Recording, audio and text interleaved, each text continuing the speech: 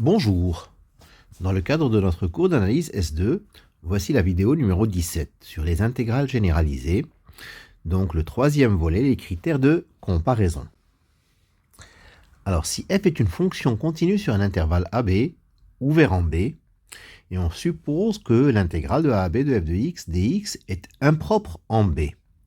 Alors, si g est une fonction définie et continue au voisinage de B, on suppose que f et g ont un signe constant au voisinage de B. Alors si au voisinage de B, f et g sont toutes les deux positives, on dira que f est un petit taux de g, où f est équivalent à g, ou f inférieur ou égal à g. Ce sont les critères de comparaison. Dans ces conditions, si l'intégrale de a à b de g de x dx converge, alors intégrale de a à b de f de x dx converge. Et par voie de conséquence, si l'intégrale de a à b de f de x dx diverge, alors l'intégrale de a à b de g de x dx diverge. B peut aussi bien être fini que infini. Alors, une intégrale définie, c'est-à-dire fonction continue sur un segment, l'intégrale définie est bien entendu convergente. Une intégrale définie est une intégrale du type intégrale de a à b de f de x dx où f est continue sur le segment AB, ou bien BA, si B est plus petit que A. Remarque, si A égale B plus C, A et C étant des intégrales impropres, et B une intégrale définie, alors les intégrales A et C sont de même nature. Soit elles convergent toutes les deux, soit elles divergent toutes les deux. Si f est continue sur l'intervalle AB ouvert en B, et si l'intégrale de a à b de f de t dt est impropre en B, alors l'intégrale de a à b de f de t dt converge si et seulement si l'intégrale de c à b de f de t dt converge pour tout c de l'intervalle AB. Alors, rappelons les comparaisons. F est un petit taux de g au voisinage de B, ça signifie que la limite quand t tend vers b de f de t sur g de t égale à 0. F est équivalent à g en B, si et seulement si la limite en B de f de t sur g de t égale 1. Exemple 1, I, c'est l'intégrale de 0 à plus l'infini de dt sur t carré plus t plus 1. Impropre en plus l'infini, mais 1 sur t carré plus t plus 1 est équivalent à 1 sur t carré. Or, l'intégrale de 1 à plus l'infini de dt sur t carré est convergente. C'est une Riemann avec alpha qui vaut 2 supérieur à 1. Donc, l'intégrale de 1 à plus l'infini de dt sur t carré plus t plus 1 converge. Bon, l'intégrale de 0 à 1 de dt sur t carré plus t plus 1 est une intégrale définie, donc convergente. Et donc, l'intégrale de 0 à plus l'infini de dt sur t carré plus t plus 1 converge.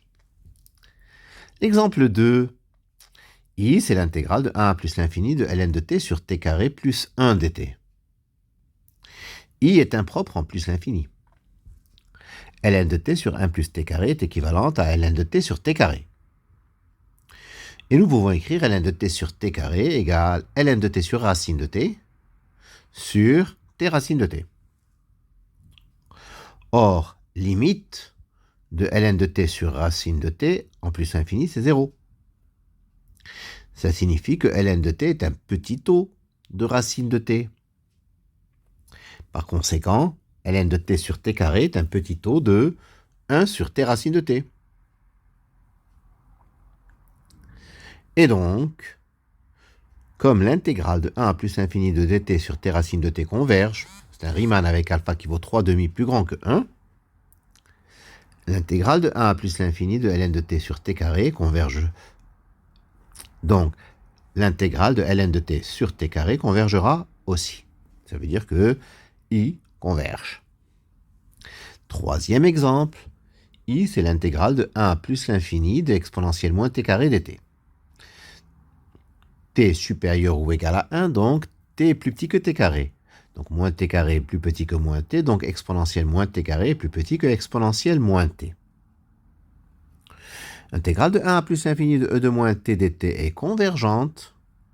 En effet, si on considère l'intégrale de 1 à x de e de moins t dt, ça vaut moins e de moins t à prendre entre 1 et x, c'est-à-dire e de moins 1 moins e de moins x. Et la limite de cette quantité, c'est e de moins 1 qui est finie. Par conséquent, l'intégrale de 1 à plus l'infini de e de moins t dt converge. Et par voie de conséquence, l'intégrale de 1 à plus l'infini de e de moins t carré dt convergera aussi. En résumé, nous cherchons la nature de l'intégrale de a à b de f de t dt qui est impropre en A. Premier cas, si A est fini, alors il y a des sous-cas. Si f est prolongeable par continuité en A, l'intégrale est convergente.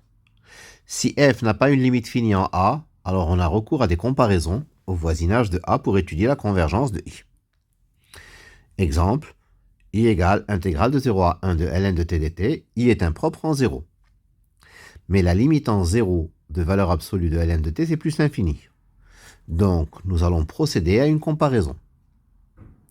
La limite en 0 de racine de t fois valeur absolue de ln de t, c'est 0, par croissance comparée. Donc, valeur absolue de ln de t, c'est un petit taux de 1 sur racine de t. Et nous savons que l'intégrale de 0 à 1 de dt sur racine de t converge. C'est un Riemann en 0, alpha qui vaut 1,5 plus petit que 1.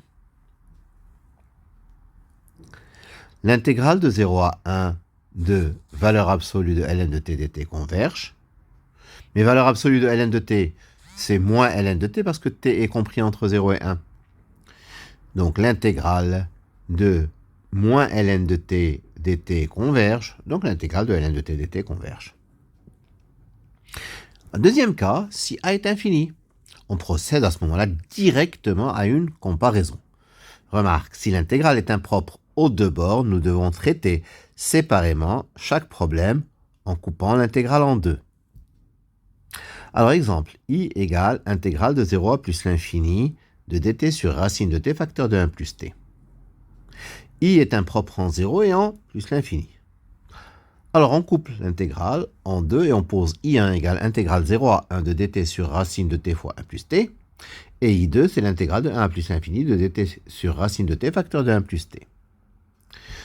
Pour I1 en 0, racine de t facteur de 1 plus t est équivalent à racine de t.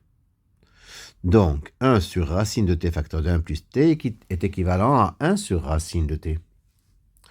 Or, intégrale 0 à 1 de dt sur racine de t converge. Donc I1 converge. Pour I2, en plus infini, racine de t facteur de 1 plus t est équivalent à t racine de t.